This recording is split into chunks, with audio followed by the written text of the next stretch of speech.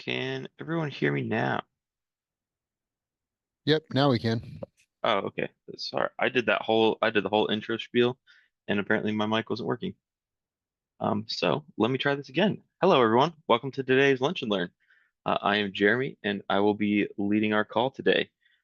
If you have any questions, please feel free to post those in the chat.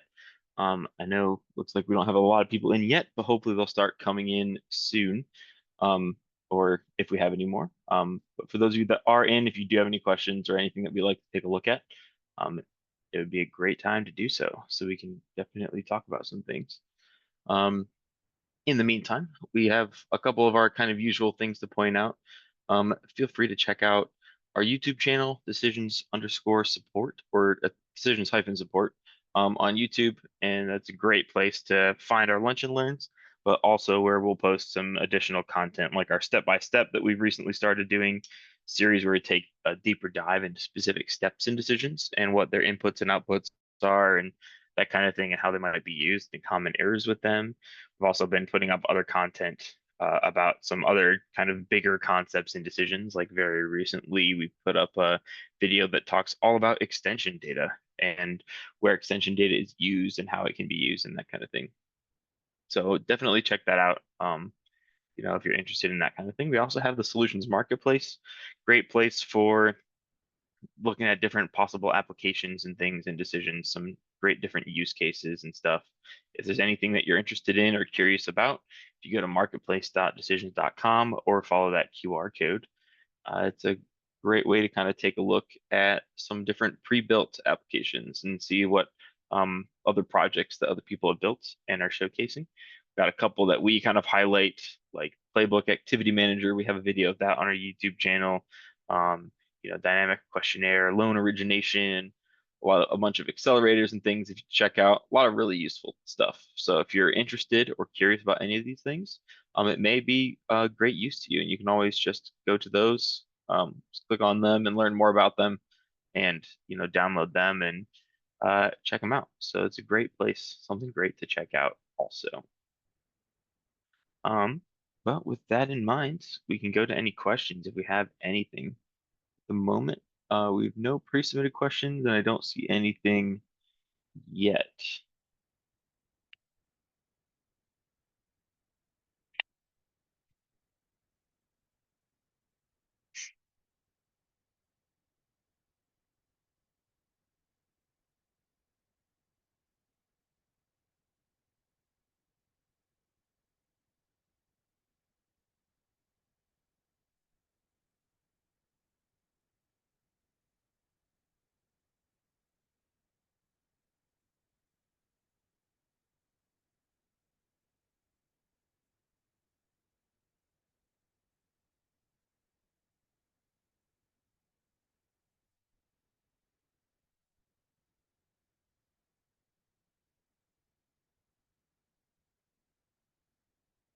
All right, let's see. Christine also just joined in. So again, Christine, Jeremy, VT, if any of you have any questions, um, anything that you'd like to bring up, please feel free to type them up, and I'd be happy to take a look. Try my best to help out in anything.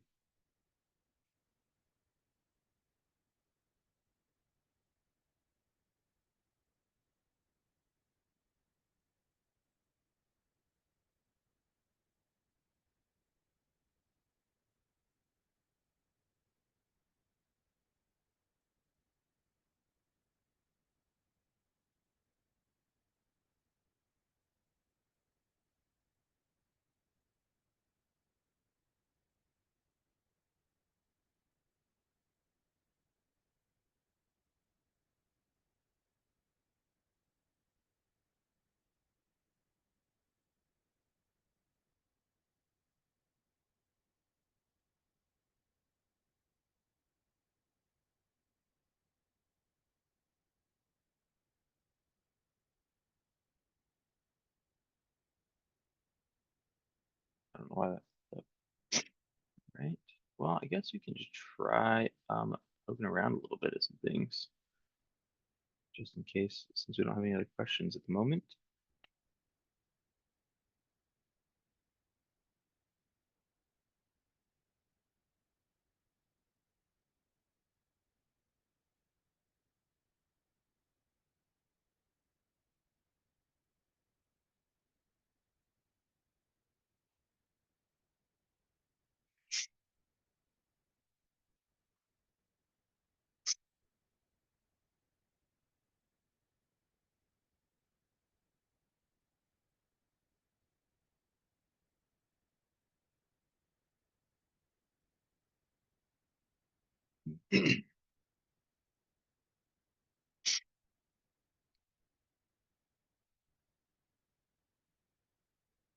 I know we've had quite a few kind of questions over the last few weeks in previous lunch and learns about a number of CSV and Excel steps. So I might just kind of poke around in here a little bit so that we at least have something maybe useful to learn while we see if anyone else is going to join and ask any questions.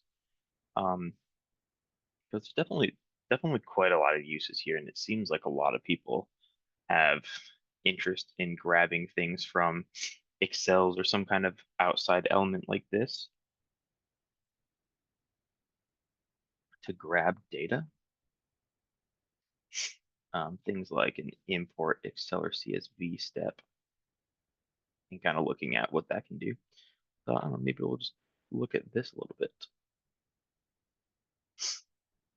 Um, I mean, this, along with a lot of these other steps, could be very useful in taking any kind of Excel or file and changing it. You can switch between or convert between Excels and CSVs, a lot of useful ones, converting really any conversion, right? With dynamic data rows, those could come from our reports and things, and wherever you have from there to change those things around if you want to manipulate values.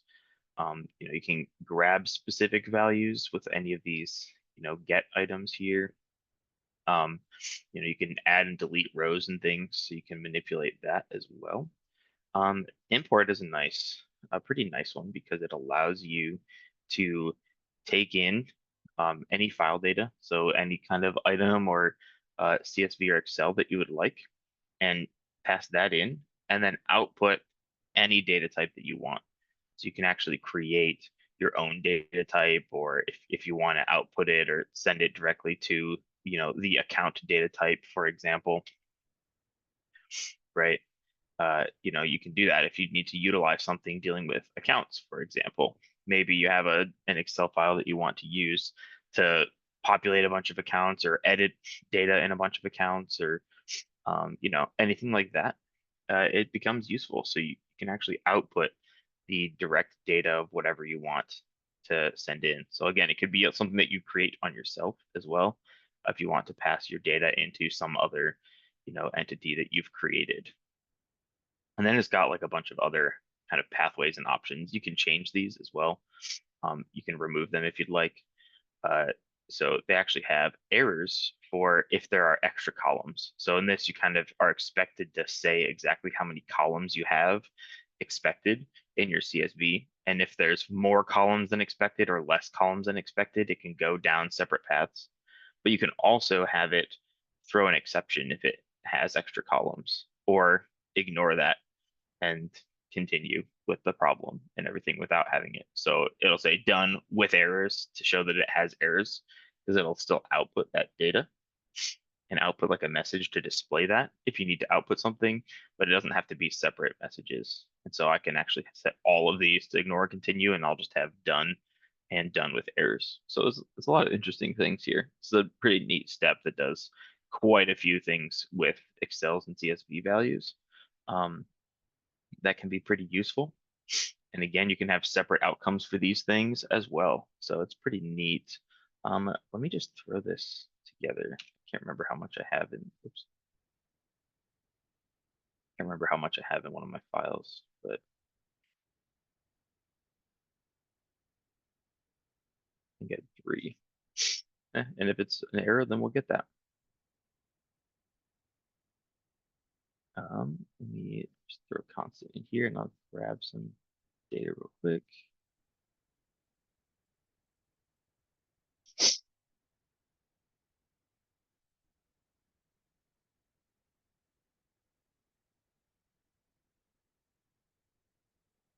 All right, so let's take in some file data. And then once you set your output type of whatever it is, you get to choose how exactly you want those columns to map to that output. So obviously it becomes a little bit more difficult to deal with, if these Excel's positions of columns or anything like that is changing.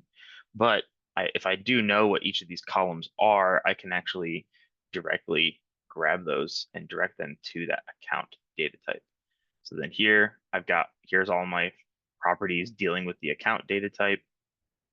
I believe this file's first name is the first column, and the second column is last name.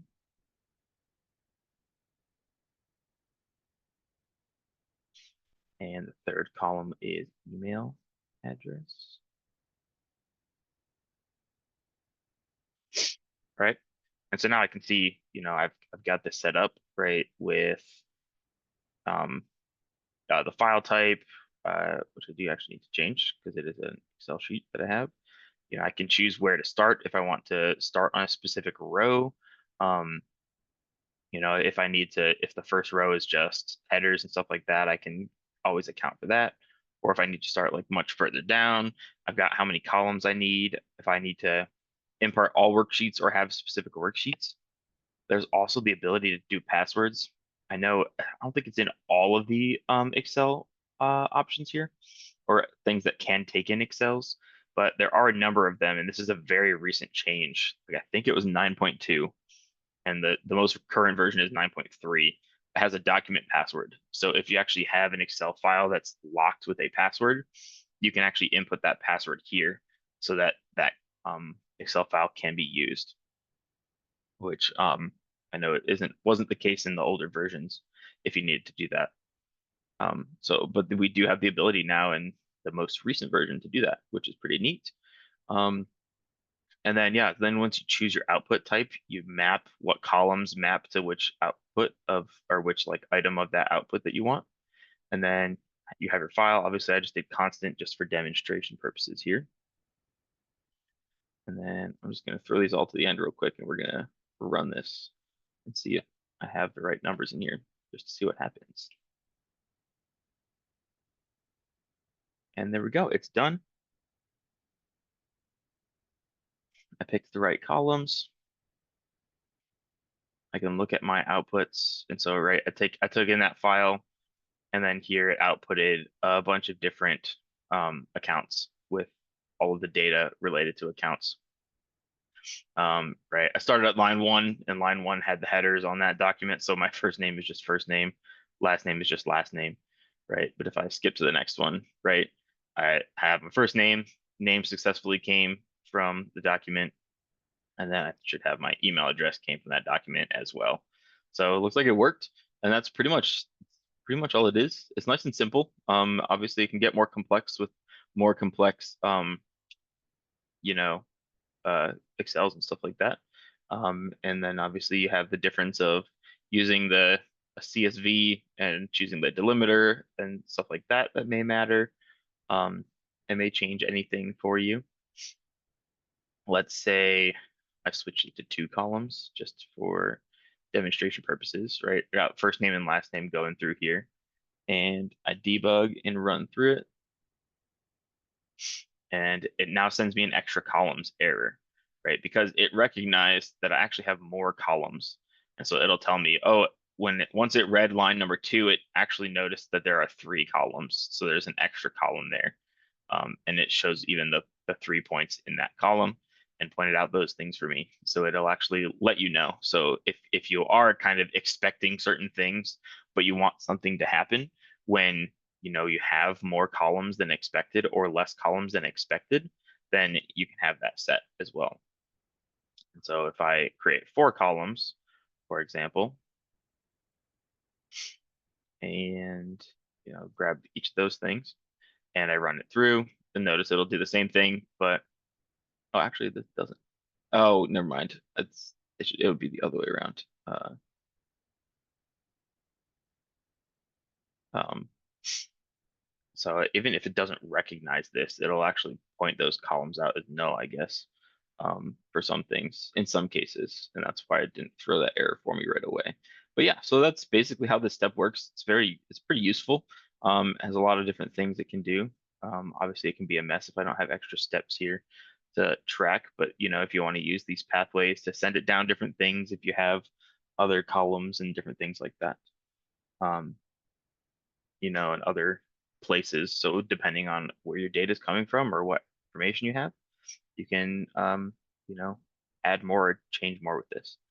And then obviously now that we've got all the data from it, it's in our own data type, right? In this case, it's I have a count, but right, I could be our own data type, so I can manipulate more with it. I can build more off of it and that kind of thing. There's a lot more I can do with it.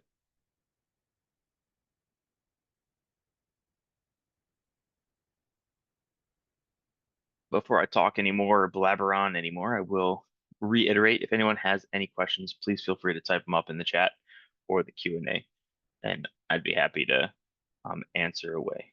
Currently don't have any questions. I'm just kind of poking around, looking at some uh, steps that have some good usefulness to them in some cases, or that we've seen a lot of people recently asking about. So I just thought I'd kind of take a look at some of those things. But we are more than welcome to take a look at and answer other questions if anyone has any.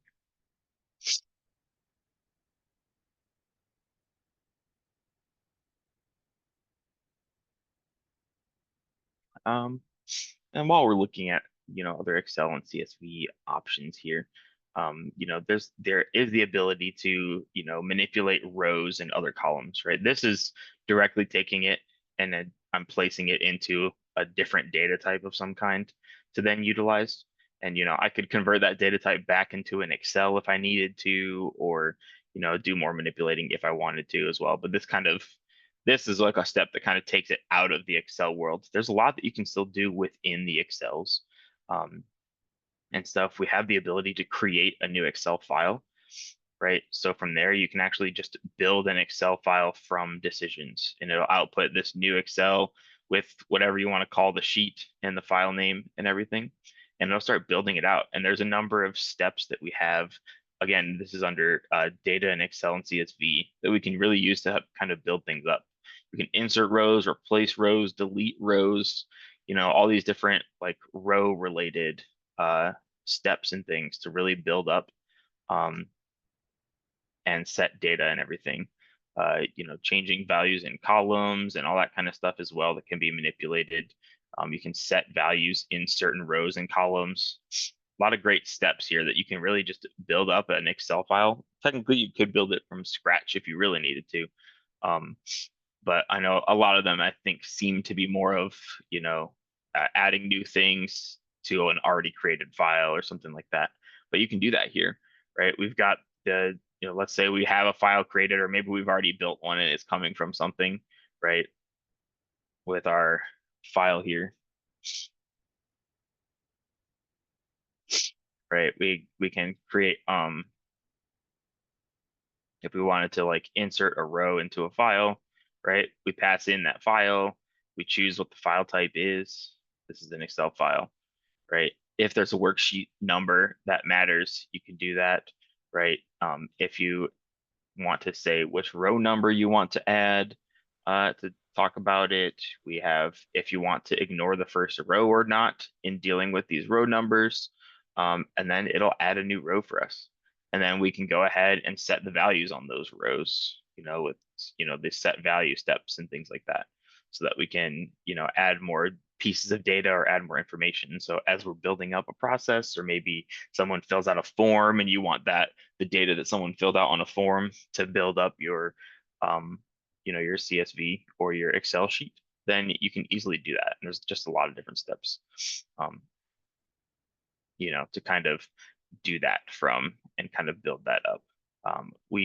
I actually will be working on a video for our YouTube channel that will kind of go over like a broad kind of example of building or adjusting or making some changes to an Excel using a number of these steps. So we will kind of have that come out once it's ready.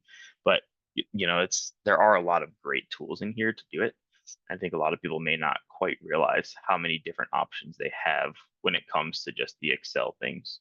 I think a lot of people tend to just search, oh, they'll go up here and they'll search Excel and then look for what pops up in the toolbox when they search for Excel. That's great, but the one of the best ways to get that full picture is expanding those sections and seeing that we have that whole data folder full of Excel steps, Excel and CSV related steps. So there's a lot there.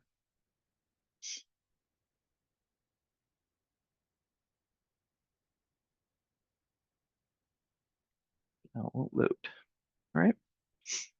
Anyone have questions, clarifying questions about some of the Excel things I'm talking about, specifics on any other their own questions?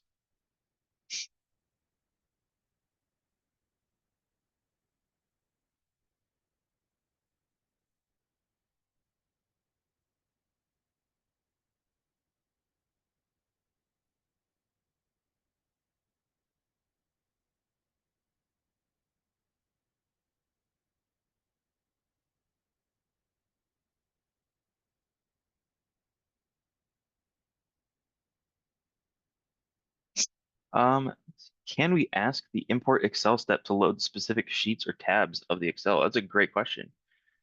The answer, let me open that back up. The answer to that is a simple yes. So, on the input file type, when you choose what you can choose from, obviously we won't see that option in a CSV, but on Excel, we do have a worksheet index value that you can choose here. So if you have an Excel file that has a bunch of different worksheets or different tabs on that Excel sheet, that's what this will do.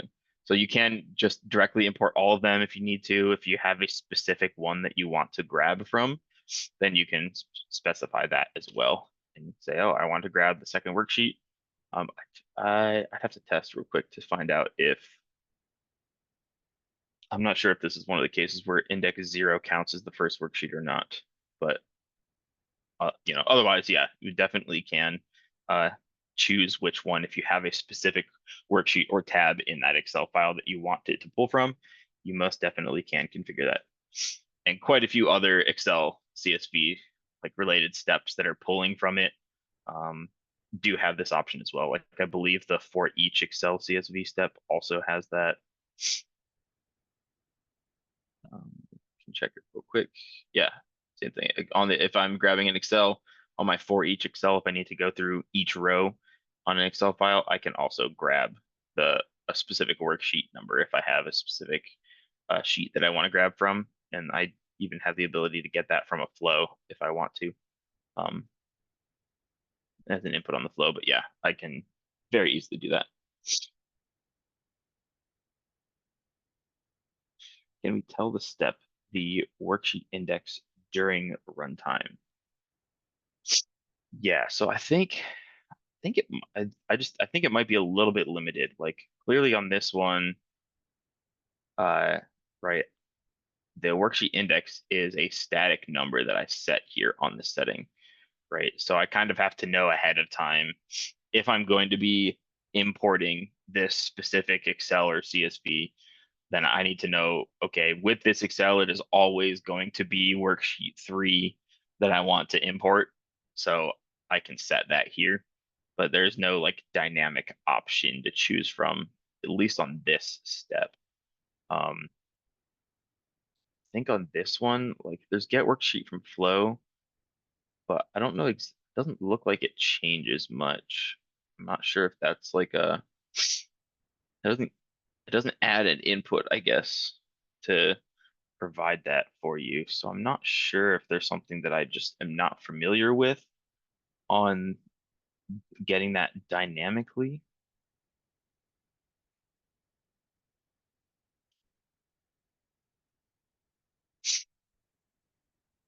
Let's see if I don't know if the documentation points this out or not. Talks about it. Said, according to documentation, it says it allows you to set the worksheet number within the inputs. It doesn't look like it adds an input. And that's not part of file data because file data doesn't necessarily have to be a. Hmm,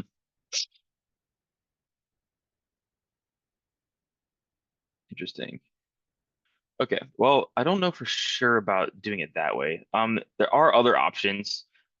So you can, there's like other worksheet related Excel CSV steps as well that may be useful. I actually haven't done a lot with these.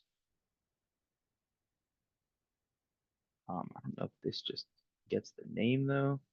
Yeah, that's just gonna output the name. This is probably just gonna output the number. Again, it doesn't really help if we don't have an input that allows us to choose the worksheet. Hmm.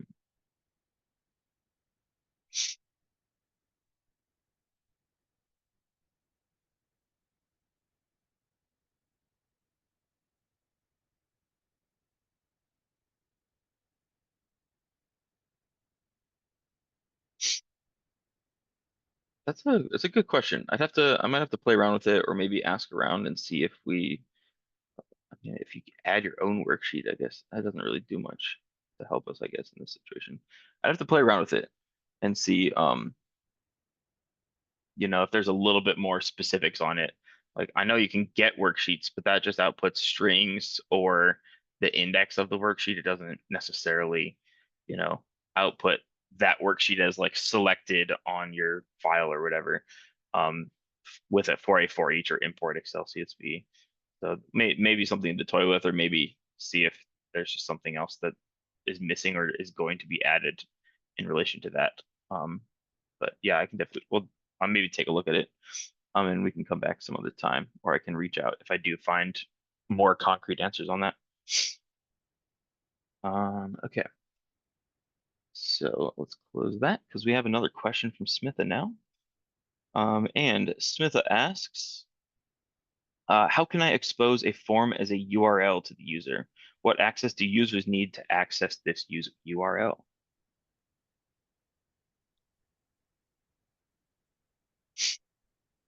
All right, good question. Let's close out of this and take a look.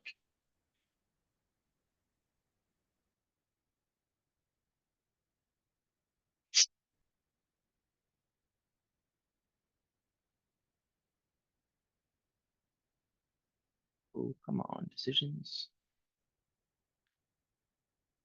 There we go. Okay, so let me just create a quick example form to demonstrate this.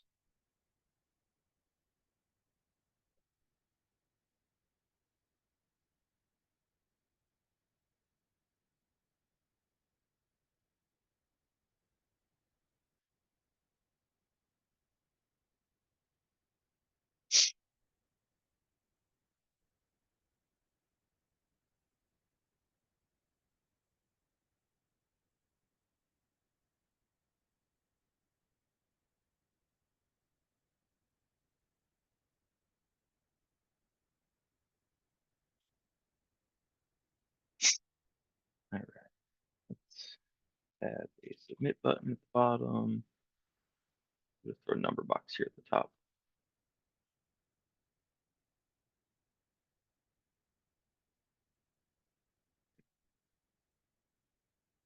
All right, so if we want to expose, there's a number of ways that we can expose different items and decisions, through URLs and APIs and that kind of thing. Forms directly, Forms is not one of the places that we can, directly expose the form itself. However, a flow that has the form in it, we can.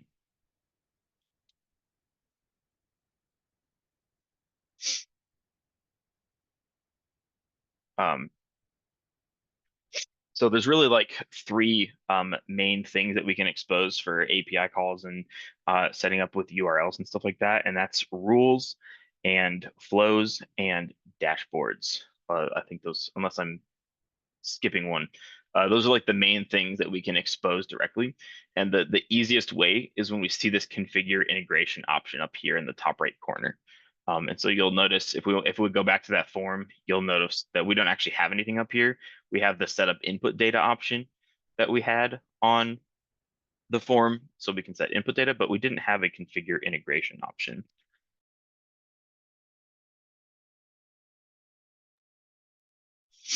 But setting this up is the way that we're going to be able to actually interact with and allow something to be just anything to be available, to be called via an API or via a URL or anything like that. So here, for example, if I just this, if I want this to just be a form specifically, right, I can have this form set up in here. Um, to be taking whatever that I want in so that this form would appear to the user when they want to take a look at it. But then if I go ahead and I configure this um, to publish, I can publish it again as an API. I can do a user interface or a webhook, however I want to publish it. And if I click on view, then if you give it a second, it'll open up another tab for me, unless it blocks it.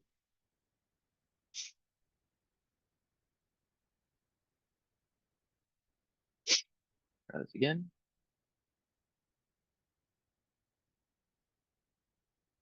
Right, and we'll have our integration details for this particular option here, right?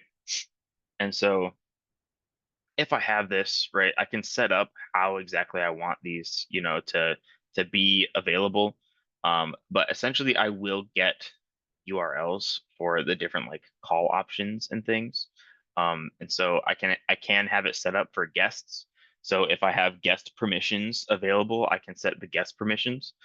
There's a guest account in decisions, and as long as you give that guest account access to just simply run things, similar to how you would set up permissions on a flow to be able to use but not view or anything like that.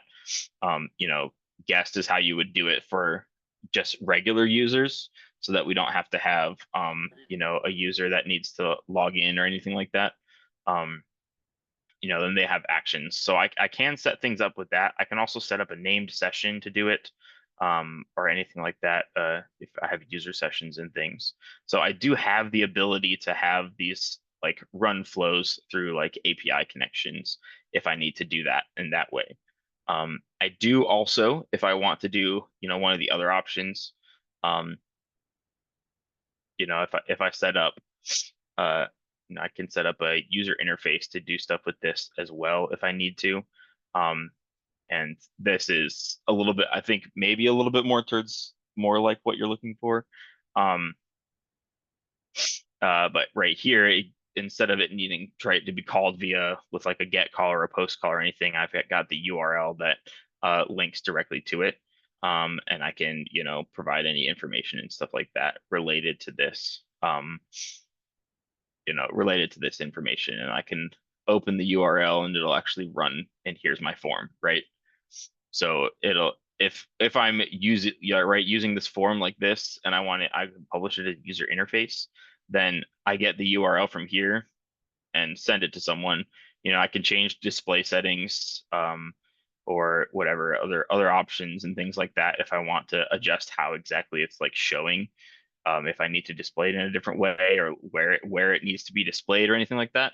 But then again, now I have this URL, and if I need to change the access again, like if I want it to be specifically guest access, so I don't need to log in or anything like that, I have this URL, and then that URL again, like if I copy this or if I just click open URL here, boom, now I've got my form directly there, just like it came directly from my URL for me, right? And it's got the form exactly as it is, so then I can fill it out and hit submit. So I do have the ability to do that there. So again, it's maybe a little misleading because you might expect or kind of want to click on the form itself and then do it from the form designer, but it's actually when you place a form in a flow and then you expose that flow through API service again if you want the get or post call, or you can use a user interface if you just simply want the form to appear, and you can do it like that. There are other ways too. I could that would kind of go a little like further into the territory with this if I wanted to, expose like a sorry, my mind went blank for a second, a dashboard for a second, right? Like if I wanted to expose a dashboard and I could put the form on the dashboard through like a flow run part, or a dashboard that has a button to click that will run the flow and make the form appear, and that kind of thing. That's another example that you can just have a direct URL that links to the dashboard. The dashboard could then have guest access, so then guests can use it if you don't want a specific user to have access to it, or you don't need login access or anything like that. Then you can kind of set that up as well. But unless you have anything additional to kind of add or Y- um, uh, ask about that. I think Yeah, that's close to what you're looking for. this is very helpful. This is exactly what I was looking for. I just had one additional question. It Sure. to this form, right? What we're looking at is we want the users to update our database. So will that group access come in the drop down when we select the guest and things like that? We don't want them to access anything else except this form, but they should still have the ability to update our database. You said for a specific group that you want to have Yeah, access how to it? can we handle that? Yeah, like what Yeah. we are looking at is like through using this URL, they need to be able to still update our database. hmm Yeah, so it just kind of depends on who exactly you want, right, to have access. Other like ways of adding it, if it's like a specific group of people, from there it would just be your kind of classic providing permissions on that for that like particular flow or the project or anything like that for Okay, that group. So okay. if it's just a specific group and they all have a login to decisions, then Mhm. it would just be making sure that only that group has permissions or that group and any additional ones. But obviously, the people that you don't want, you don't have permissions to that flow. So then they shouldn't be able to access that URL if they don't have permissions, if the specific login type is set. Okay, but I can do it at a flow level, the access. Yes, it should be.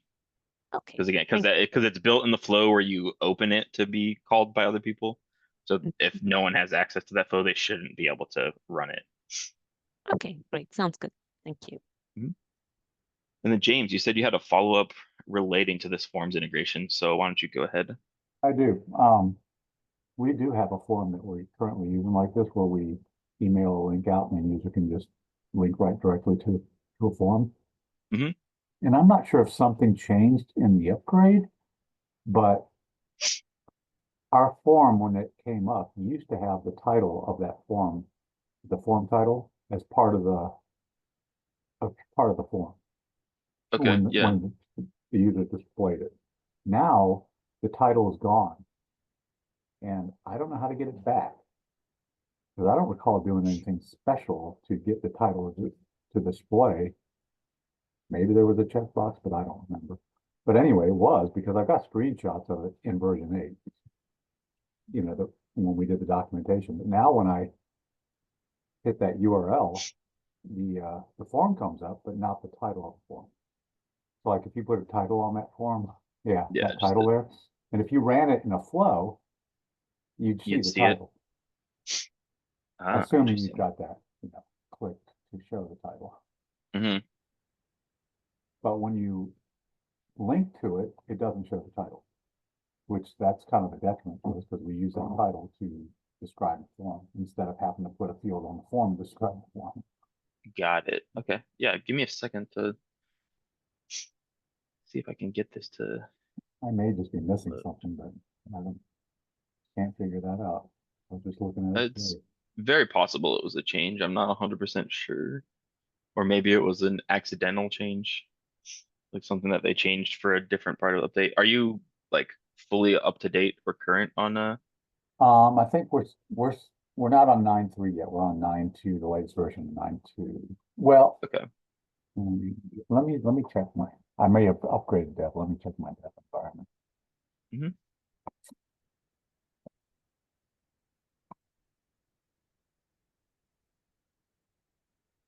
Yeah, I'm still on 9.2.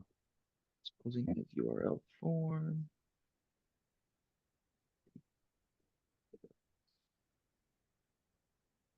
Yeah, you're right. It is not something that's just there naturally. Right. I've looked at all the things that I know to look at. Display.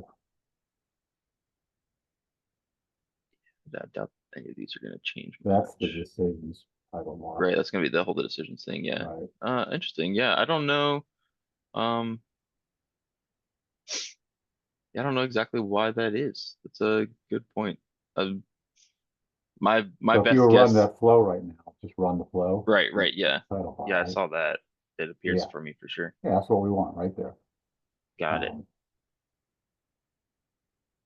and I know we used to because like I said, I've got screenshots of where I was, you know, when I And put out do the you use, documentation for them. do you have a user interface or do you have something else? I have a interface. I've got it set to ID, I believe. Hmm. Not ID or path, just ID, but I think that just matters about how it constructs the URL. Yeah. Yeah, I don't think that would change. And then I've got like center selected so that it's not the full page. Right. Yeah, if there's not something obvious in these like main options, which there isn't anything about the title Yeah, appearing or and not I didn't see appearing. anything in the form setup itself that would indicate, you know, whether you can turn it off, on and off there for integrations or something.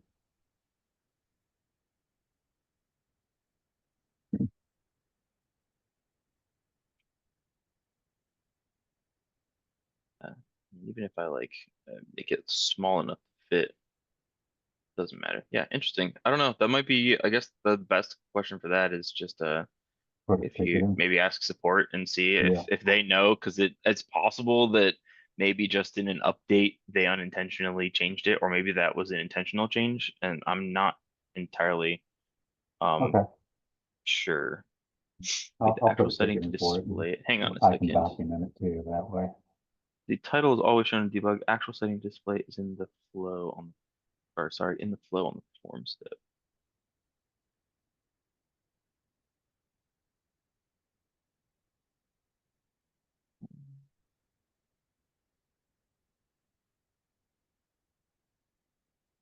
Yeah, I was looking at that stuff too. I've got it set just like that.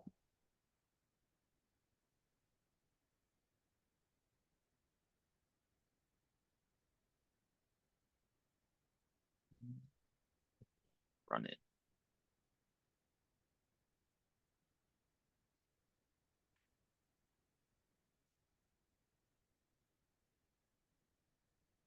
I think by default it should just be that in the sizing category. Yeah, I mean, even if I just, yeah, if I don't change anything, if I just run Right. it, it appears, Sure. Mhm. even if it's not just in the debug.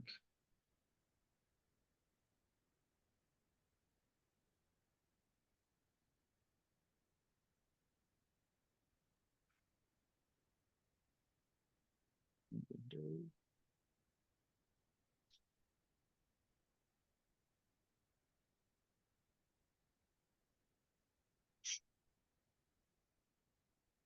Yeah, I'm not sure. I mean, you can hide title bar, but that's off by default. Right. Like, I mean, obviously, if I do that, I would assume it just wouldn't show it completely, but that was off, and it still wasn't showing it on the user interface. So interesting. Yeah, Okay. unless it must just be. Yeah, I would ask in that and see if maybe they have something for you. Okay. I'll send a ticket on that one. Cool. I was hoping it was just something I was missing. Yeah, I mean, you can double check that, like the same place that I was just at, Mhm. that like sizing section and see if Yeah, I did. that is, I played around with that for a while too, just seeing it. Because yeah, that does look new to me. I don't think that was made. yeah. See, it definitely, it clearly affects, right? Having that checked Mm-hmm. or unchecked affects here. Mm-hmm. But if that was unchecked when we opened up our um thing here, so I don't, that must be something else. Yeah. Yeah, Okay. hopefully support has a better answer for you then, All or right. No maybe problem. someone there will at least know a little bit more about it. All right. Thanks. Hmm. All right, we still have another question. This is from Shan earlier, so we'll go back to this now. I'll give you the opportunity to talk if you need to specify, Shan. What's the difference between the converter in the properties and the mapping editor? In properties, I can create converter flow or pick an existing one, but in the mapping editor, when I choose converter, I can only choose from existing ones. While I created a converted flow, it is not visible in the pick interface.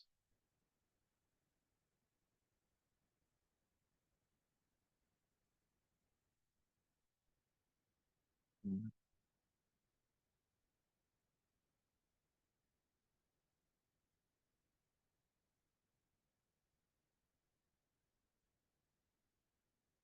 Just load the check it.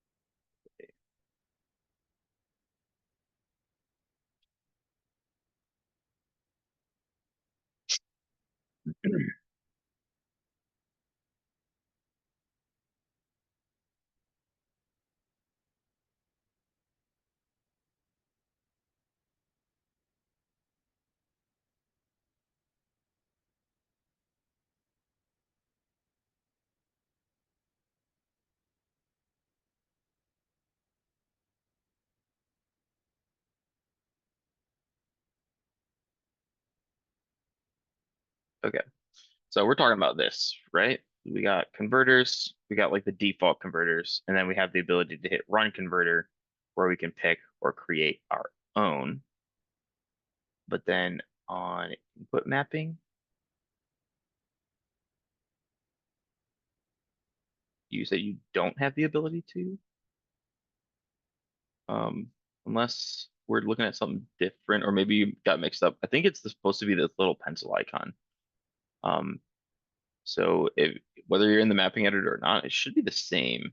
So I do have the ability to pick the converters, and then I can do a run converter, and I got my little pencil icon. And when I click on that, it's kind of misleading, I guess. We do have the like pencil there, but if you you could maybe very easily overlook that. But that should create their little drop down to pick or create one, and then from there you can create one from scratch, or as you said, you had one already that you need to look for, and you should see it in there. I don't have any converters on this at the moment, I don't think, so I'm not going to find anything. Um, but I think that's all you would do. I could just create a quick sample one. It does, if you aren't seeing something, you do have to make sure it is a converter flow. There's a flow behavior for that that is important. Um, so if you just kind of create a regular flow and you hope to use it as a converter flow, that's not going to work. You do need to make sure that the flow that you have created is a converter flow. That is something that's important.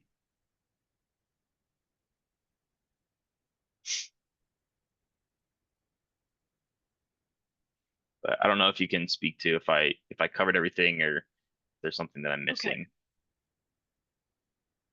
I think for in the mapping editor, I select if I select I use a click that the pencil icon, they Mhm. only give me the option is a pick converter. There is no create converter or edit converter. I don't know whether it is Uh, my version problem. yep. What version are you running? Version 9. Version 9. Okay. Let me do it in version 9 real quick. I do think we made some changes. Maybe that's why it's a little different. Okay. Here I can run a converter, pick a create converter. Do you have the option here? If I go up here, run converter. For me, it still says pick or create converter. So I can still create a new one. So you're saying that you don't have the option to create a new one? Yeah, I don't have option to create a new one in this interface. Right. Um, And because I'm using the steps, it's called list mapping steps. So I don't have that option to edit in the oh, okay, wait, I properties. think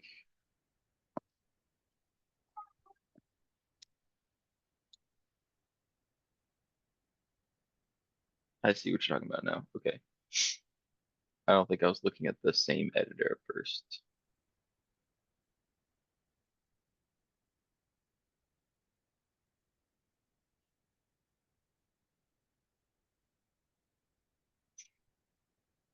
Map step.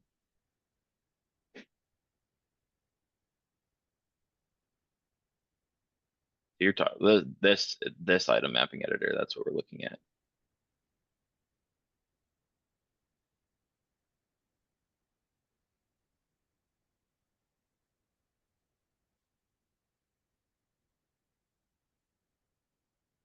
Item mapping editor. Difficult The for me. output, they need to choose the data type. Yeah. Let's try that. Go. Let's say I want to output some integers.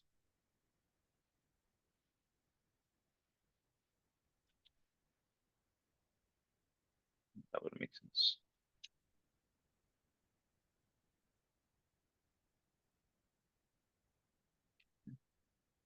Item mapping editor. This. Okay, yeah, I guess it is only the ability to pick a converter. I'm not sure why that's the case. I know in some specific places they did change that. And it was intentional. I'm not 100%. I can't speak to the development side of why that was intentional. I know for sure of one other place that they did that and it was intentional. I can't remember exactly why. There was a specific reason why they removed the ability to create. Um, but if that's the case and you can't build it from that, then you're kind of your only option is to create a flow. You just have to go through like manually creating a flow, but you do have the ability to create a converter flow. So since it's not going to let you, again, it's quite possibly very intentional. Maybe it's a bug and it got missed on the item mapping editor. I Yeah. can ask about that and find out for sure. And if it is a bug, we can get it fixed. Okay. But for now, I mean, this is your workaround Yeah. for it. If you I need to do it, just build a I flow did and make a converter flow, and you should see it under the pick options. I did created a converter flow from this this route. But unfortunately, it's not visible from that part after I created this converter one. Create a manual flow real quick.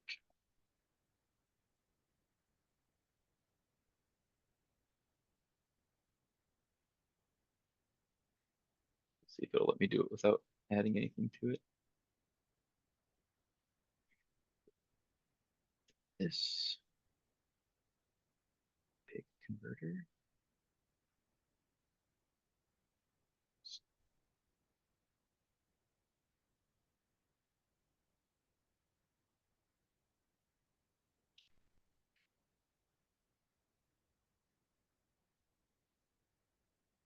Hmm.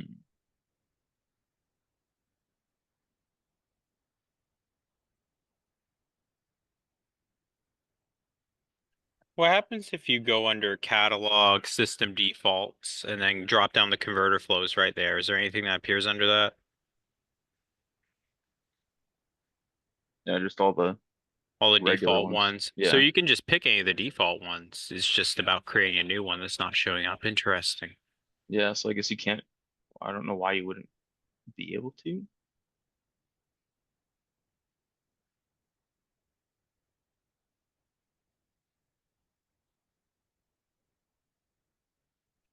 Okay. Um, that's odd.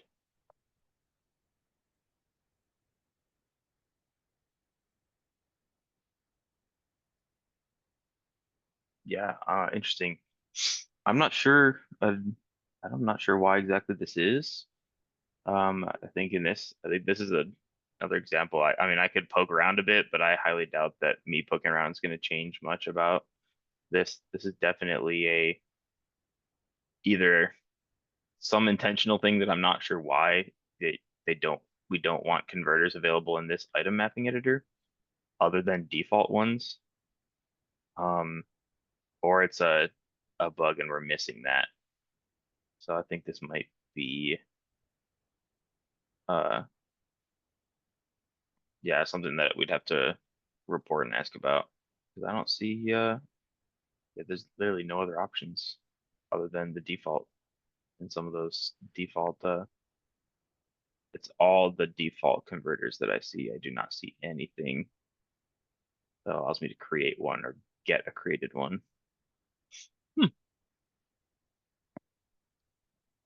Yeah, I can ask about this and see why. And see if it's something that we need to report, or maybe this is an intentional design, in which case you'd need to find either a Okay, default thank you. converter or some way to convert it beforehand before the list mapping step. Okay, or we need to give them permission to convert that we manually created the convert flow Mhm. to get some to grant the access to here. Right. Yeah, I think the best option here in this case is if we can submit a support ticket. I can submit it on your behalf if you'd like, and then Okay. we'll get someone to either help you with a workaround for now, and then see if this is something that they can report for a DT for this. Okay. Thank you. Yeah, I'll get that started right after this, and then we'll hopefully get you some answers. Okay. Thanks. All right. Well, we had a lot of good questions today. Thank you all for joining. And everyone that did ask questions, everyone that hopped in and supported answers and things like that as well. We will continue the rest of this week. Oops. We've got Robert and Jared closing off the rest of this week on our Lunch and Learns. So thank you all for joining, and we will see you all next time. Have a great one, everyone.